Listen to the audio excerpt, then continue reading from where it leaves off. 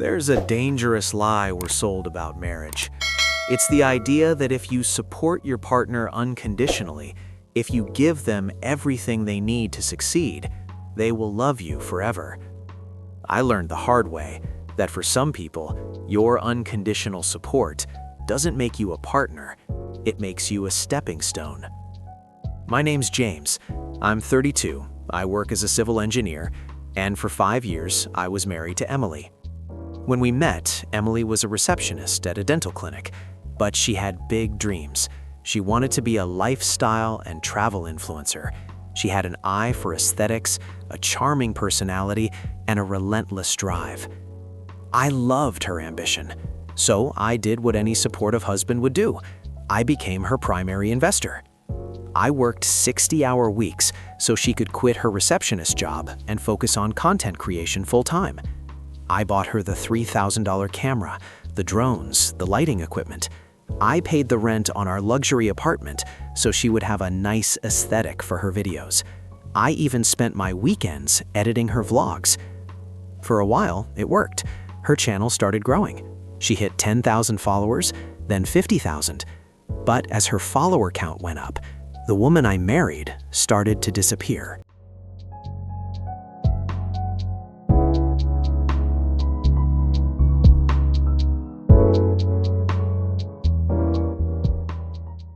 The shift happened when Emily started getting invited to exclusive networking events and brand trips.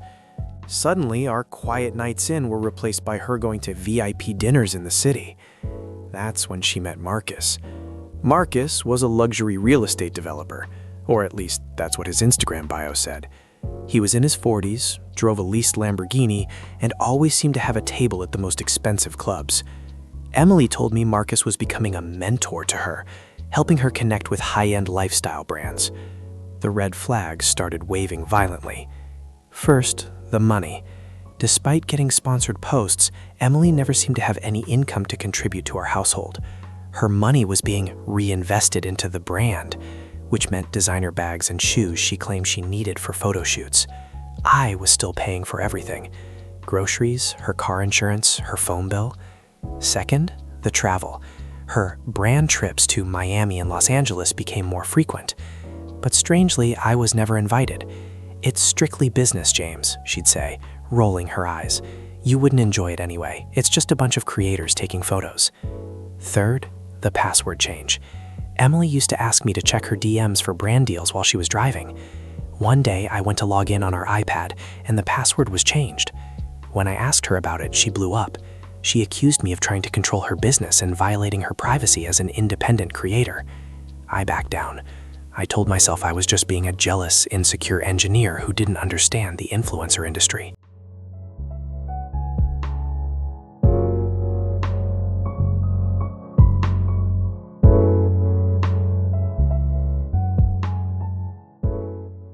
The truth didn't come out in a dramatic confrontation. It came out in a B-roll folder on an SD card. Emily had just returned from a 4-day networking retreat in Las Vegas. She was exhausted and asked me if I could do her a massive favor and edit her latest vlog. I had done it 100 times before, so I took her SD card, plugged it into my MacBook, and started scrubbing through the footage. There were dozens of clips of her walking through the Bellagio, eating at fancy restaurants, pretending to be alone. Then I clicked on a 45-minute raw file. She had set up her camera on a tripod in her hotel room to film a time-lapse of herself doing her makeup. But she forgot to turn off the audio, and she forgot to stop recording when she stepped out of frame to take a phone call. Through my headphones, I heard my wife's voice, clear as day. "I know, babe, I miss you too," she said. "No, James doesn't suspect a thing. He's too busy paying the rent." She laughed. It was a cruel, mocking laugh. "Honestly, I'm just riding it out," she continued. "He's basically my personal ATM at this point. As soon as I hit 100K followers and get the Sephora deal, I'm dropping him. He's so boring, Marcus. Not like you. Last night was amazing. I sat frozen in my home office. I watched the time code on the video tick by. 4 minutes. 5 minutes. I listened to my wife graphically describe what she had done with Marcus the night before, while I was back home paying the electric bill for the very lights she used to film her lies. She didn't love me. She hadn't loved me for years. I was just a line item on her business plan.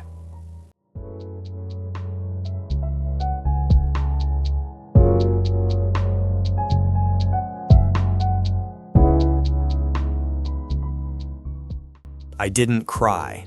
I didn't scream. When you realize that the person you love is actually a parasite, the grief is immediately replaced by a primal need for self-preservation. I exported the audio clip. I saved it to my private cloud. Then I edited her vlog perfectly. I color-corrected the footage, added royalty-free music, and made her look like the glowing, successful influencer she pretended to be. When I handed her back the SD card, I kissed her on the forehead and told her the video was going to get a lot of views. She smiled and said, "Thanks, babe. You're the best assistant ever." Assistant. Right. For the next 3 months, I played my part flawlessly. I went to my engineering job every day, but my real job started when I got home. I started auditing my own life. I realized just how deeply entangled we were financially. My name was on the lease of our expensive apartment. My credit card was linked to her Shopify store. My name was on the loan for her luxury SUV.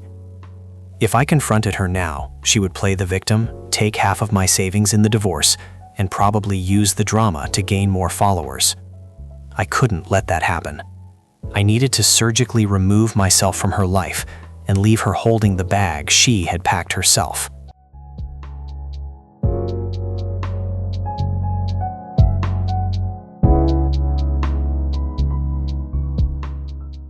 My first stop was a ruthless divorce attorney.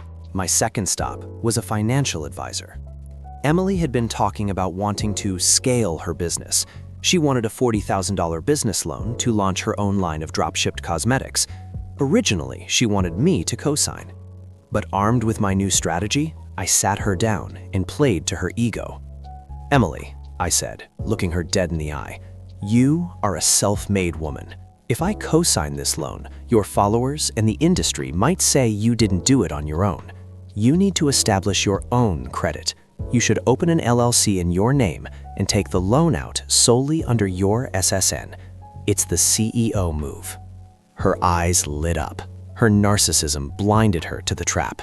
She loved the idea of being a solo female founder. Within 2 weeks, she had maxed out a $40,000 line of credit, completely in her name, tied to her new LLC. Meanwhile, I was quietly liquidating my assets. I moved my annual bonus into an offshore account my lawyer legally structured. I contacted our landlord. Our lease was up for renewal in 60 days. I quietly signed a document stating we would be vacating, and I paid the penalty to remove my name from any liability. I also stopped paying her credit card bills. I just logged into the portal and turned off autopay. She never checked them anyway. She just assumed I handled it.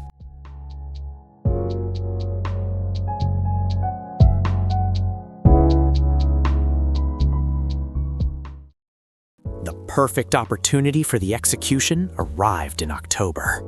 Emily announced she was going on a 2-week wellness retreat in Tulum, Mexico. I knew from checking her iPad, which I had secretly regained access to, that Marcus was paying for the villa. I drove her to the airport. I hugged her. I told her to have a beautiful trip. The moment she went through security, the countdown began. I drove back to our apartment. I had hired a team of movers who were waiting at the parking lot. In 4 hours, they packed up everything I owned. I took the TV, the furniture I bought, the router, and most importantly, all of my expensive camera equipment that she used. I left the apartment completely bare, except for her clothes, her makeup, and a single folding chair in the middle of the living room. On day 10 of her trip, the financial bombs detonated. Because I had stopped the auto pay, her credit cards were 60 days past due. The banks froze her accounts. I got a frantic text from Tulum. "James, my card was declined at a restaurant. Did you forget to pay the bill? Fix this now." I didn't reply. Instead, I sent an email to her, copying Marcus and her parents. Attached was the divorce petition. Attached was a document showing she was legally responsible for $40,000 of business debt, plus her maxed out credit cards. And finally, attached was the audio file of her calling me her ATM and describing her night with Marcus. Subject line: "The ATM is out of service." I blocked her number, deleted my social media, and went to a steakhouse to eat a 24-ounce ribeye in absolute peace.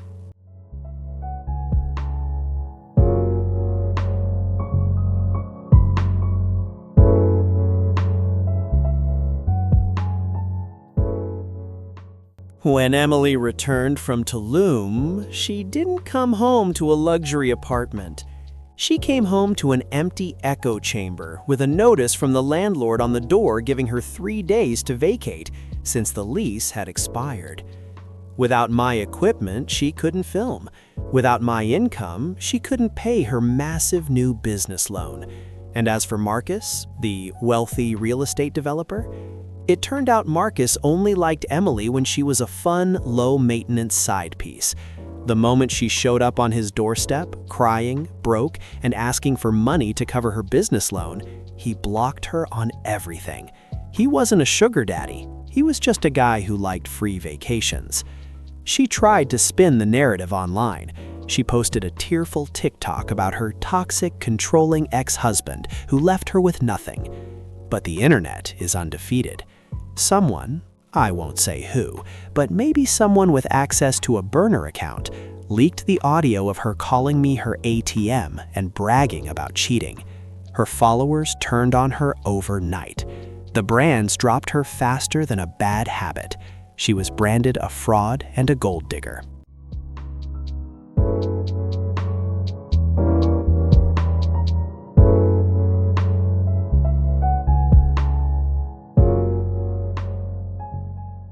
It's been 3 years. Last I heard, Emily had to declare bankruptcy. The $40,000 loan, the credit card debt, and the car payments buried her. She moved back in with her parents in Ohio and is working retail. Her influencer career is completely dead. As for me, I bought a house with the money I stopped wasting on her fake lifestyle. I got a promotion to senior project manager. I travel where I want, when I want, and my bank account has never looked better. If there is one thing I want you to take away from my story, it's this. Pay attention to what your partner brings to the table. Support is supposed to be a two-way street. If you are doing all the providing, all the forgiving, and all the compromising, you aren't in a relationship. You are being used. And if you ever find out that the person you are building a life with is just waiting for the right moment to destroy it, don't give them the satisfaction of a fight. Just take away the bricks you provided and watch their fake castle crumble to the ground. Thank you for watching. Drop a like, hit subscribe, and share your thoughts in the comments below. Have you ever dealt with a partner who used you? Let me know. Stay strong out there.